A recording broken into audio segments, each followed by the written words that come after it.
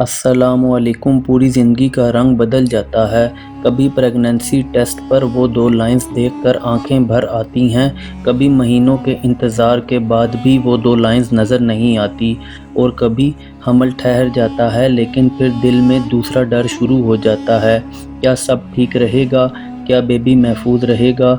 क्या अल्लाह मेरी इस नेमत को पूरा करेगा? अगर आप इस हालत से गुज़र रहे हैं तो, या औलाद के लिए दुआ कर रहे हैं तो आज की बात बहुत अहम है। लेकिन शुरू ही में एक बात साफ़ कर दूं, मैं आज आपको कोई ऐसा फार्मूला नहीं दूंगा कि जो हमल पक्का कर दे। मैं ये भी नहीं कहूँगा कि सूरह तगाबुन इतनी दफ़ा पढ़ लो और ज़रूर औलाद मिल जाएगी, ये दीन का अंदाज़ नहीं है। लेकिन ये ज़रूर कहूँगा कि सूरह तगाबुन का पैगाम दिल को संभालता है, खौफ को हल्का करता है और बंदा को अल्लाह पर ऐसा तवक्कुल देता है कि वो इस सफ़र में सबसे ज़्यादा ज़रूरी होता है। साथ ही साथ आप अल्लाह की हिफाजत में भी रहेंगे।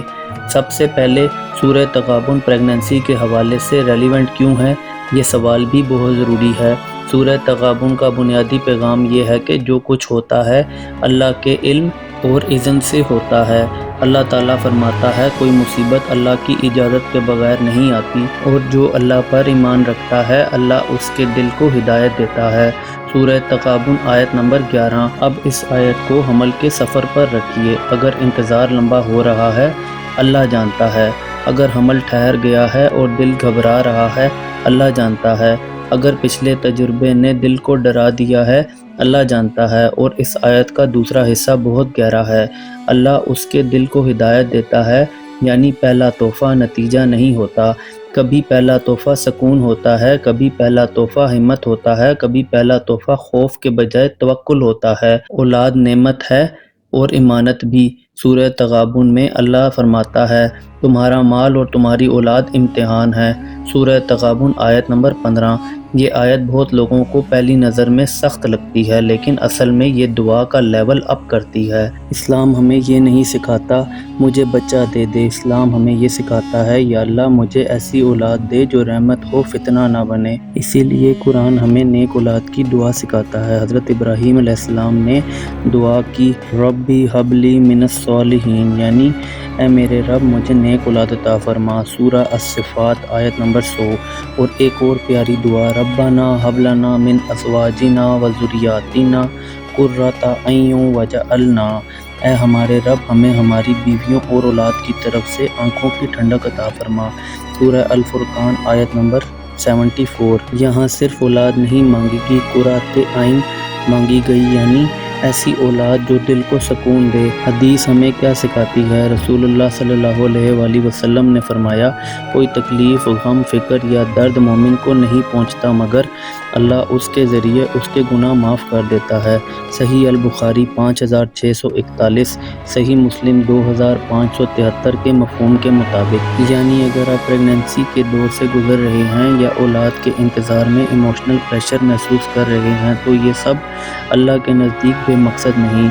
एक और हदीस का मफ़हूम है, अल्लाह से आफ़ियत मांगो, यानी दुआ का अंदाज़ ये हो कि बंदा सेहत, सलामती और खैर मांगे। इसलिए प्रेगनेंसी या औलाद के लिए दुआ करते वक्त ये कहना बहुत बेहतर है, या अल्लाह नेक, सेहतमंद और महफूज औलाद अता फरमा। अब प्रैक्टिकल और ईज़ी रूहानी अमल। अब सीधी बात, अगर आप सूरह तगाबुन के पैगाम के साथ औलाद और हमल की हिफाजत के लिए रूहानी रूटीन अपनाना चाहते हैं तो ये सिंपल अमल कीजिए। नंबर 1, नीयत साफ़ करें। रोज़ एक दफ़ा दिल से कहें, या अल्लाह अगर औलाद मेरे हक़ में खैर है तो नेक, सेहतमंद और महफूज औलाद अता फरमा। नंबर 2, वज़ू के साथ बैठिए, बस 5 मिनट के लिए।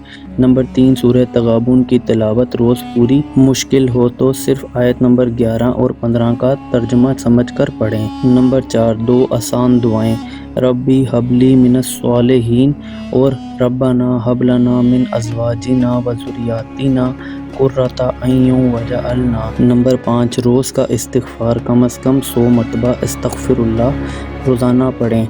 ये रूटीन लंबी या मुश्किल नहीं, लेकिन मुस्तकिल होना चाहिए। सिर्फ रूहानी अमल काफ़ी है नहीं, روحانی عمل پوری طرح کافی نہیں ہے۔ اگر پریگننسی کنسرن ہے یا کنسیپشن کا مسئلہ ہے تو ڈاکٹر سے کنسلٹ کیجیے، ٹیسٹ کروائیے، نیوٹریشن، سلیپ اور سٹریس کو سیریس لیجیے۔ اسلام دعا اور دوا دونوں سکھاتا ہے، یہ دونوں ایک دوسرے کے مقابل نہیں بلکہ ساتھی ہیں۔ آخری بات، سورہ تغابن کا پیغام یہ نہیں کہ آج پڑھو کل رزلٹ آ جائے گا۔